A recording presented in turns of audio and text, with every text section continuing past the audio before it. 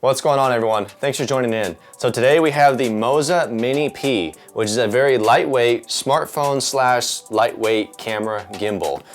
So yeah, let's do this.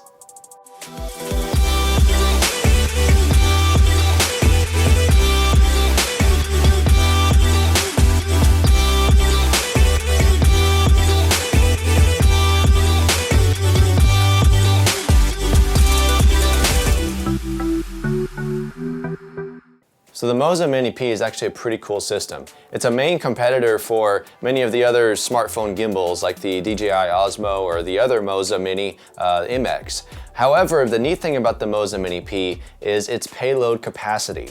So the Moza Mini P can actually hold up to 1.98 pounds, almost 2 pounds of weight limit. Now, your phone's not weighing 2 pounds, so the neat thing about it is that it can hold a smartphone, pretty much any size, or even a lightweight camera with a small lens. So as long as it's under 2 pounds, the gimbal is supposed to be able to hold it.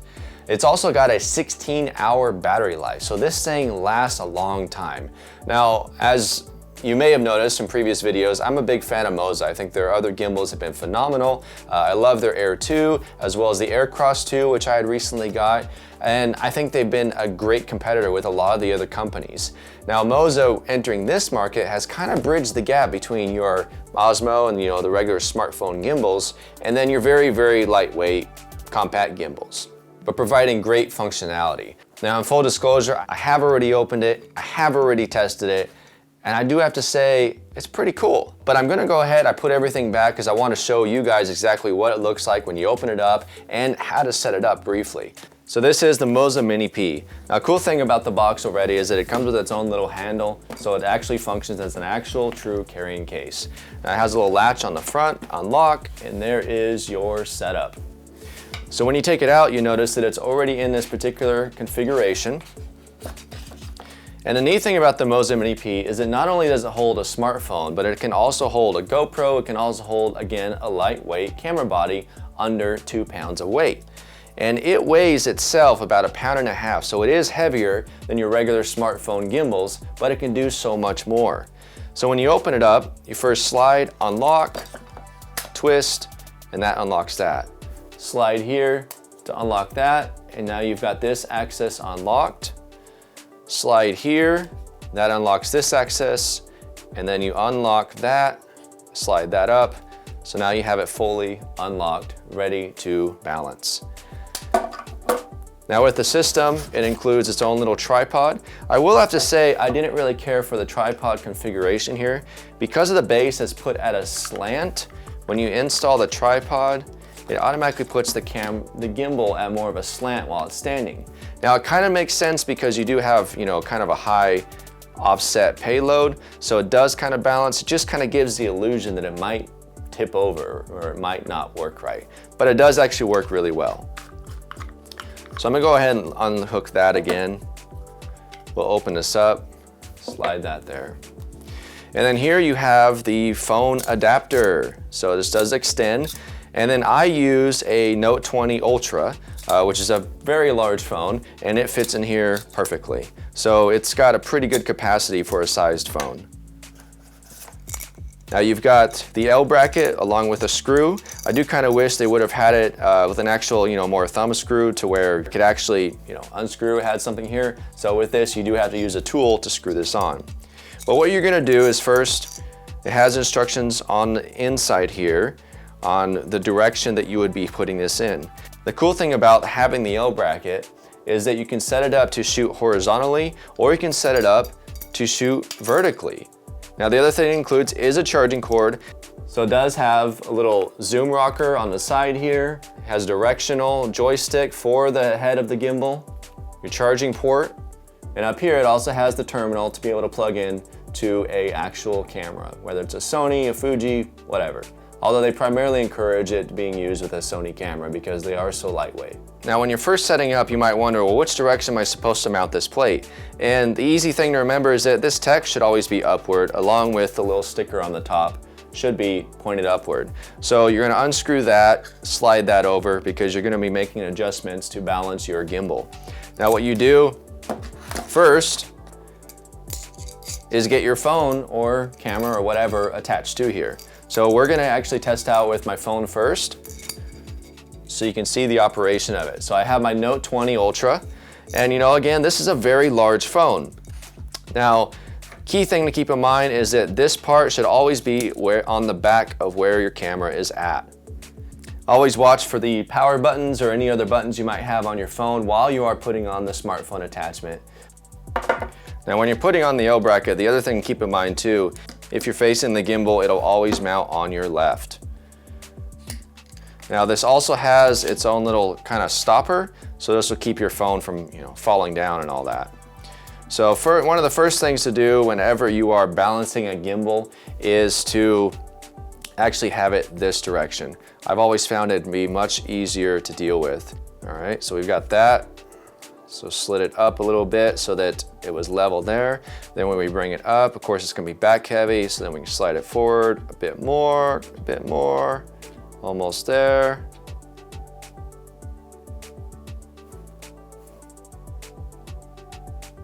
There we go. And there we go. All right, then we lock that down. All right. Now, of course, this is very side heavy, so we're gonna unlock there, slide that down a bit. One of the things you need to do balance too is the lean. So we'll unlock that access there, and you see how it's like going crazy. That's because it is too far. There we go. And then one of the good things too is if you take that and you kind of lean it, that gives you an idea if it's too heavy towards one side. All right, so I'm gonna turn it on here.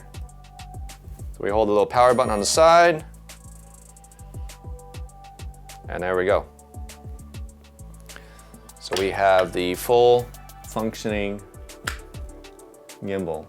Now I do have to say that it actually feels really good. Although it seems like it's a bit overkill for a phone, it seems much more stable, much more operational friendly than your regular smartphone gimbals. Now don't get me wrong, a lot of the smartphone gimbals are fantastic, they work very well, but they still have quirks, you know, especially if it gets a little heavy on one side or if you rotate it wrongly one side. Now one thing though is that this can only go so far because the actual motor only reaches, it does have a dead point. So it's not like you can just spin this around because it stops right about there. So you definitely have to keep that in mind. But typically you wouldn't be spinning up, down, you know, all the way around. But you can see the movement here. It works very, very well. Now always do, of course, have to pay attention towards the rockers there. And then when you hold this trigger on the front end, that'll control your tilt up and down.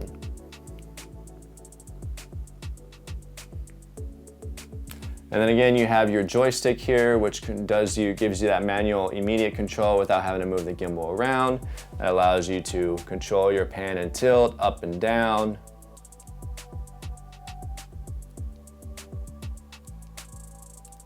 So there you have it, the Moza Mini P. Now here it is with my smartphone attachment. Like I said, it works really, really well. I mean, at least I've noticed the stability seems to be very good. The price point on the Moza Mini P is about 170 bucks right now. They're actually having it on sale. Now, so you can see here, the operation of it is very smooth. When you double tap, it'll recenter. Triple tap, it'll go to selfie mode. Double tap again, it goes back to normal. So again, it seems like it works really, really well. Now, we went out to a few different spots. I shot a bunch of footage with this phone, with this gimbal, and this configuration. I'll go ahead and throw that on in a secondary video tomorrow so that you can take a look at the footage and let me know what you think. So it's a pretty sweet system. Now, the other thing I want to do too is show you how does it handle a small lightweight camera. So I'm going to throw the Fuji X-T3 on it, and that way you can see how it operates. All right, so we took off the Note 20 and now we've got the X-T3 on there. And I have to say, This is pretty impressive. To think that this particular gimbal, a lightweight gimbal at 1.5 pounds weight, is able to not only be able to, just perfectly keep up with a regular smartphone, big smartphone, as well as regular action cameras like GoPros and whatever, but also a lightweight mirrorless camera is pretty impressive. To think that this particular unit that's just a little bit bigger than your DJI Osmo and the other Moza Mini, and is capable of so much here. I could literally throw this in any bag and have a fully functioning gimbal to put my Fuji or any other small lightweight camera I might want to put on it, and then just tear it back down. Super easy. So I've got it mounted on this L plate. Again, I really do wish that Moza would have put a easier, thumb-friendly, quick release, screw there, but oh well. Instead, that's why you have a Gerber. It is fully keeping up with all the movements, and then when you hold the trigger, angle upward, hold the trigger, angle downward, back upward, downward. This thing works really, really well. I am really impressed. There you go, the Moza Mini P. So to think something like this in such a small, compact package is able to fully hold a particular camera this size, as well as swap it over towards a smartphone or a regular action camera is really, really impressive. This unit is totally worth it. I highly recommend it. Definitely check it out. It's the Moza Mini P. And if you've used it, I'd love to hear your opinion about it. I'd love to hear your impression if you think something like this is worthwhile. As well as if you use any other small compact gimbals that you think we should check out, please drop a comment. So the Moza Mini P, highly recommend it. And until next time, we'll catch you all later, and please be safe.